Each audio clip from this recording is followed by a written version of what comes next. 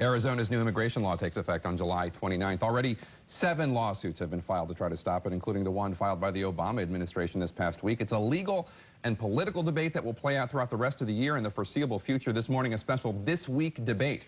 Representative Luis Gutierrez is chairman of the Immigration Task Force of the Congressional Hispanic Caucus. He opposes the Arizona law. Representative Brian Bilbray, Republican, chairs the Immigration Reform Caucus, and he supports it. Gentlemen, thanks for being here. Be with you, Jay.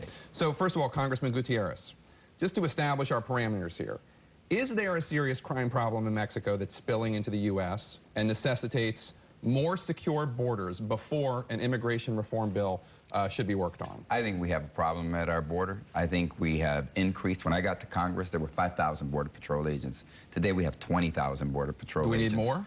We may need more. We should do everything we need to do in order to secure that border. But we should do it in a comprehensive manner. And we should do it in a bilateral manner. I mean, let's face it, it is also the craving for the drugs here in America, which is driving the drug trade from Mexico to the United States. So this is what we have. We have a border which we have put a lot of resources on, which the president has committed more resources to, but shouldn't we segregate, that is divide, those criminal elements that exist that are causing damage on both sides of the border? I mean, there are people in Mexico dying every day, prosecutors, Justice Department, police, fighting these criminal elements. They're also damaging us. Shouldn't we have a joint response?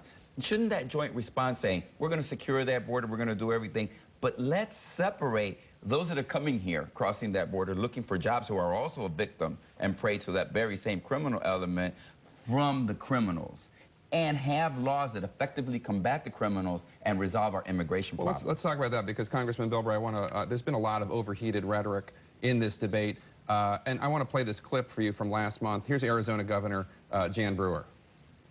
They're coming across our border illegally, and the majority of them, in my opinion, and I think in the opinion of law enforcement, is that they're not coming here to work. They're coming here and they're bringing drugs, and they're doing drop houses, and they're extorting people, and they're terrorizing the families. That is the truth, Matt. That is the truth. Congressman Bilbray, that's not the truth. And I've never heard you make any comment along those lines. A majority of the individuals crossing the border are criminals and seeking criminal enterprise? Should that rhetoric be condemned? The majority is not. They are not actively engaged in the drug traffic. The difference is the perception of those of us on the border, like myself, who grew up down there, and somebody who's up in the northern areas like Chicago, see this differently. She is seeing this, the fact that she's seeing the crime. She's seeing that her community is becoming the kidnapped capital of the world. She's seeing the drugs tied to... That's not necessarily true either, by the way. Well, Tucson's supposed to be, I mean, not of the world, but let's United States, major issue here. But the fact is, anywhere in the United States, this place has gone out of control. We saw it in San Diego, and the same people that are opposing Arizona's actions are the same ones who said in San Diego our fences wouldn't work. I think her perception is this: you cannot separate the drug cartels from the smuggling cartels. They're the same. You cannot separate the fact that the border region is out of control because there's all this illegal activity. The problem is that Arizona took a leadership role 2 years ago, and the United States didn't follow, and that is go to the real source. Watch out when they say secure the border, because the border is a symptom. The real problem is out of control illegal immigration, getting to illegal jobs. They're going all the way up to Chicago, but we're looking at the border. If you really want to secure the border, secure the workplace in the United States. Have more ICE agents breaking down the barriers to enforcement that we need to be breaking down the employment opportunities in places like Chicago. Then we'll be able to secure the borders. Do you agree? Do you disagree? Here's the problem, and here's a fact that Mr. Bilbray leaves out of this debate. The fact is that 40% of the undocumented workers in this country didn't cross that border. They came here legally to the United States. They came on a tourist visa, they came on a student visa, they came on a temporary worker visa, and they overstayed their visa. So what we do is we continue to focus on the border, as though that were the exclusive problem that we have with our immigration system and those staying here.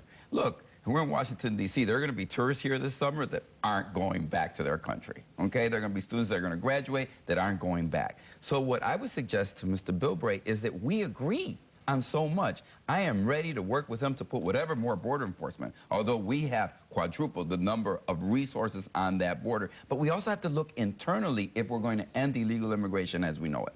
So here's where Mr. Bilbray and I agree, right? put more border More enforcement. border patrol. We agree. Right. It's in the bill. I have 102 Democrats who are ready to do it. I'm sure he's ready to do it. How many Republicans do you have? Well, none.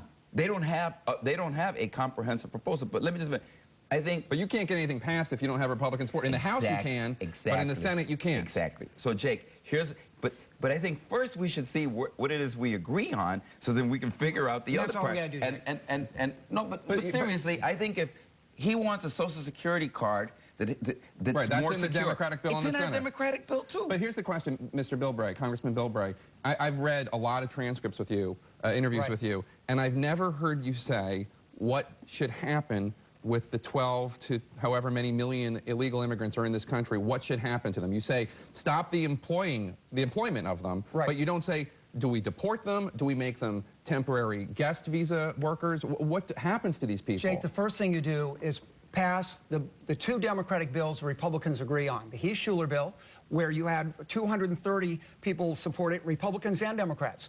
Then you have Sylvester Reyes's bill, which has Republican. We could pass that tomorrow if Speaker Pelosi allowed it to be done. First you do is stop paying them to be here. Then what you do is you give enforcement the chance. You have not had interior enforcement. When we talk about this, again, the 40%, don't hire 80% Border Patrol agents and 20% ICE. Ask the Border Patrol Association. They would prefer to have ICE agents enforcing the employment. What you do with the people once you have done enforcement, you can do a true guest worker program where people come here legally and go home, but you do not create a special status for those illegally in the country and expect the rest of the world to follow our rules. If we announce that if you want to come to America, you break the law. So you don't have a problem with the idea if these individuals, the however many million, 12 million, have to go back to their home countries, right? Have to reapply, have a temporary guest worker program, get in the back of the line, fine, learn English. That's okay with you. No, you got to say back of the line. The fact is you got to clarify. As long as we offer the same proposal to those who are waiting patiently to immigrate legally as we're going to offer those who are illegally here, because once you send the message that we're going to reward and create a special status for those who are illegally here, you will not be able to build a fence tall enough. Congressman Gutierrez, let me ask you a question. Sure. Isn't Arizona's inclination to take matters into its own hands understandable given the failure of the federal government to deal with this? Yes, it is understandable. The federal government has not exercised its preeminent role, its constitutional role in enforcing our immigration policy. And I think what President Obama has done is first he laid out a speech before the American people in which he says, here's our immigration problem as I see it, and here's my solution as I see it. And the following week, the Justice Department basically didn't go down to Arizona, although I can argue racial profiling and civil rights violations, and I think I can argue them well. They didn't go down there and make that argument. They just said, the federal government is the preeminent authority on immigration policy, and we're taking control. So, but now we have to take control. So what Mr.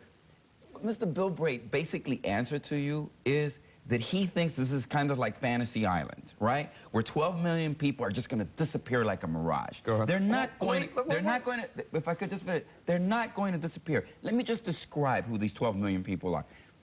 Half of them have children. There are 4 million American citizen children attached to them. Do you know that 2/3 of them have been here 10 years or longer? Millions of them have been here 20 years. We only have a minute left, so I just want to let Congressman I'll Bilbray. tell you what they are. The fact is you got 15% work in the construction trades. You've got 14 million unemployed Americans and legal residents. The fact is, what are you going to do with the next 20 million illegal? Because you've announced a policy. Is it going to be a policy that we're going to give amnesty every year? And my question is this, is like you said, we would support if they're at the back of the line, but why can't we do the enforcement? Why can't we give enforcement a chance? The Obama administration is saying now, they're doing now that when they bust an employer, they just let loose the illegals on the assumption that the illegals will deport themselves. Even the Obama administration is recognizing once employment's... They will not leave. There are 12 million. Listen to that 7-year-old girl who asked the First Lady. Can I just finish? Just ask for a little enforcement. How do you know they won't leave? Answer the question of that American citizen, innocent child. There are 4 million like her.